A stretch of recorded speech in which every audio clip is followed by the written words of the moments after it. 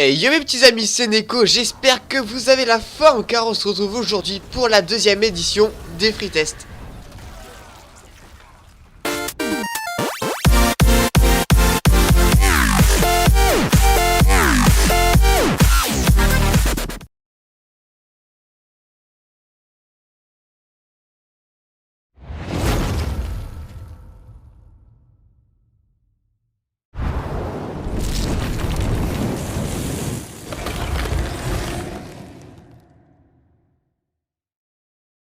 Bon et bien les amis, on se retrouve aujourd'hui pour parler de Northghost, qui est un nom bien chiant à prononcer.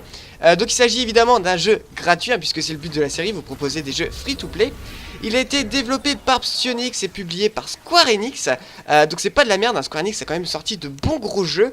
C'est un jeu qui est asymétrique, qui se joue à la troisième personne. Et il est dit jeu de tir, mais on peut pas vraiment dire qu'il s'agit de jeu de tir dans les deux camps. Mais ça vous comprendrez pourquoi quand on parlera un petit peu plus du gameplay. Pour les personnes qui seraient intéressées et qui voudraient télécharger le jeu, il vous suffit juste de disposer de Steam. Vous irez donc dans l'onglet magasin et dans la barre de recherche, vous taperez Northghost, comme c'est écrit dans le titre. Et là, vous n'aurez plus qu'à le télécharger. Bon, pour ça, je vous fais confiance, hein, j'imagine qu'il n'y a pas de problème. Ensuite, pour les personnes qui auraient peur par rapport au gameplay que je vous mets, ne vous inquiétez pas, le jeu n'est pas trop compliqué à faire tourner, hein. Il demande même que dalle. Donc si tu as un PC à 300 € portable, hein, qui est vraiment bas de gamme on va dire, franchement ne t'inquiète pas, tu as 75% de chance de le faire tourner, puisque la configuration minimum requise est tout simplement un Windows Vista, hein, donc ça commence un petit peu à dater quand même. Ça demande un processeur dual-core à 2 GHz, ça demande juste 2 Go de RAM, donc c'est vraiment la base sur tous les PC, et après une carte graphique intégrée à la carte mère suffit à le faire tourner. Donc c'est assez incroyable, surtout quand on voit la qualité du jeu. Bon, voilà un petit peu pour la présentation du jeu. Maintenant on va rentrer un petit peu plus dans le vif du sujet. On va directement aller sur l'écran d'accueil du jeu. Allez, à tout de suite. Et re les amis, alors voilà, on se retrouve sur l'accueil du jeu et vous pouvez voir que je dispose de plusieurs onglets. Alors je vais pas faire le tour de tous les onglets parce que je sais que ça peut être chiant pour vous. Je vais vraiment juste vous expliquer les choses les plus importantes. Déjà, si vous voulez inviter un ami, ça se passe en bas à gauche, donc vous cliquez sur le bouton inviter. Et ceux qui sont connectés au jeu vont apparaître ici. Il suffira de cliquer sur la pseudo et de faire inviter. Voilà. Ensuite, il y a trois onglets vraiment importants, mis à part l'onglet jouer évidemment. Vous allez dans l'onglet Arsenal et c'est ici que vous pourrez customiser donc toutes vos classes. Au début, quand vous commencerez dans ce jeu, vous n'aurez que 2 classes par section. Donc chez les humains, vous n'aurez que chasseur et alchimiste. Et chez les vampires, pardon, vous n'aurez que saccageur et tyran.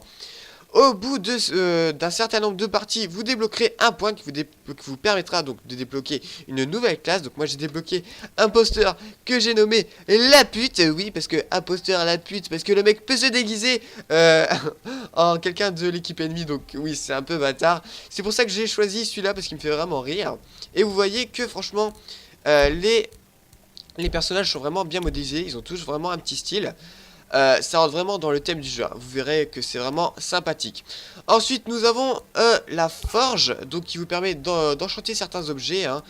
J'ai pas vraiment fait le tour de toute la forge parce que je m'y suis pas attardé, bon, puis ça m'intéresse pas spécialement, hein. Mais on peut enchanter son arme principale. Et ensuite j'imagine qu'on peut faire plein d'autres choses, ça à vous de découvrir.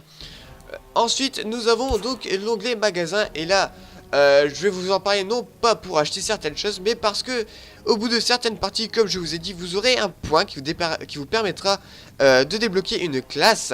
Donc vous irez dans magasin, dans classe, et vous verrez toutes les classes. Alors vous avez imposteur, donc c'est celle que j'ai choisie. Vous aurez éclaireur, prophète, invocateur, sentinelle et gardien.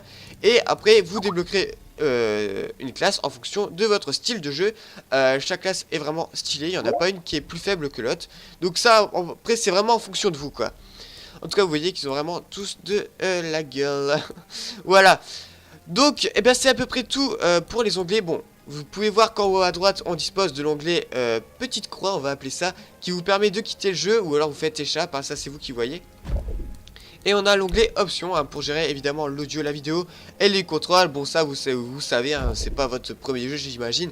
Donc voilà. Maintenant on va se retrouver pour le gameplay parce que je vois que vous avez envie de péter soit de l'humain soit du monstre. Donc on se retrouve tout de suite pour le gameplay. Allez, à tout de suite. Alors, pour le gameplay, les coupeurs, en fait, c'est assez simple. Comme je vous l'ai dit, il s'agit d'un gameplay asymétrique opposant donc les humains aux vampires. Une partie va se dérouler en 2 manches. Vous serez donc amené à utiliser les 2 factions dans une seule partie. Ce qui, d'après moi, va éviter l'inégalité entre les 2 équipes.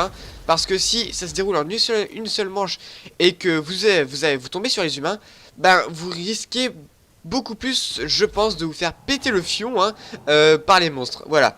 C'est pour ça que je trouve que le faire en 2 manches et de changer de section entre les deux est plutôt une bonne idée. Ensuite, chaque classe a évidemment sa particularité. C'est pour ça que je vous ai dit qu'il fallait choisir sa classe en fonction de votre style de jeu. Parce que vous l'avez vu dans l'accueil, ils ont tous des compétences différentes. C'est pour ça que si vous êtes plus un fufu, vous allez plutôt choisir la classe que j'ai prise. Si vous êtes plutôt du genre à foncer dans le tas comme un gros porc, vous allez plutôt prendre le tyran. Voilà. En tout cas, je peux vous dire qu'il n'y a pas de place pour les campeurs, parce que si vous campez, bah, vous allez simplement ne servir à rien, vous allez faire aucun kill. Donc franchement, si c'est pas possible de camper dans ce jeu, et je trouve vraiment que c'est une bonne chose. Voilà. En tout cas, vous verrez qu'on n'a pas le temps de s'ennuyer dans ce jeu, car il est vachement actif. Le travail d'équipe est grandement recommandé, parce que si vous y allez solo, vous allez vous faire défoncer. Les humains sont légèrement désavantagés, parce qu'en fait, dès qu'ils vont vouloir récupérer leur vie, il va falloir qu'ils aillent à certains points de ravitaillement. Et les monstres, eux, vont juste récupérer leur vie automatiquement. Donc soit ils vont la récupérer petit à petit, mais ils n'auront pas besoin d'aller récupérer un certain point pour justement avoir leur heal. Ça va se faire automatiquement, quoi. Donc d'après moi, je pense que c'est un petit avantage que les monstres ont. Voilà. Ensuite, bon, quand vous aurez le jeu la première fois, donc, vous aurez un petit tutoriel justement pour vous expliquer toutes les techniques de jeu et comment ça se passe. Je vous conseille vraiment pas de le quitter parce qu'ils vont vraiment tout vous expliquer. Et si vous rentrez dans le jeu sans avoir fait ce tutoriel, vous avez vraiment beaucoup de chance pour être totalement perdu. Donc je vous conseille vraiment de le faire. Voilà, ensuite pour le gameplay, bon bah voilà, c'est pas très compliqué, je pense avoir fait le tour. Après vous verrez les techniques de jeu, bon, il y a vraiment moyen de monter sur les murs, on peut escalader tout ça, c'est vraiment bien foutu. Les humains, eux, n'ont pas la possibilité de monter sur les murs. C'est pour ça que je vous dis que les humains sont vraiment désavantagés, enfin en tout cas c'est mon opinion. Mais vous verrez que le gameplay en lui-même est vraiment très stylé, on n'a pas le moyen de s'ennuyer. Vous verrez, c'est pour ça que j'ai choisi ce jeu, parce que je trouve vraiment... Pardon, je trouve vraiment que pour un free-to-play, il est vachement complet et le gameplay est vraiment appréciable. Voilà. En tout cas, on se retrouve pour parler un petit peu des graphismes.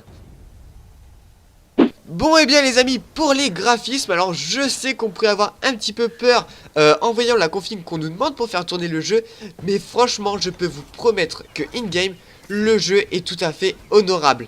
Bon, ok, ça vaut pas un jeu qui va sortir aujourd'hui à 60 €, mais franchement, pour un free-to-play qui demande que dalle pour tourner, le jeu est vraiment joli. On peut le dire, il est beau, il est vraiment tout à fait dans la norme.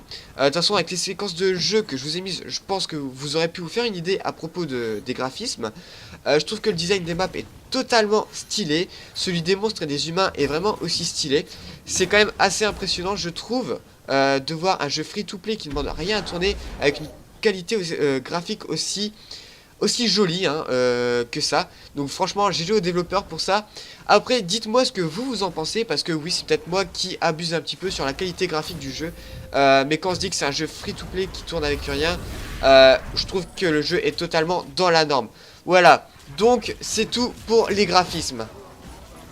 Bon, bien voilà les amis, la vidéo touche déjà à sa fin. Oui, je suis un petit peu triste de vous quitter déjà, mais enfin bon, je voudrais juste vous rappeler un petit peu à quoi sert cette série avant de vous quitter.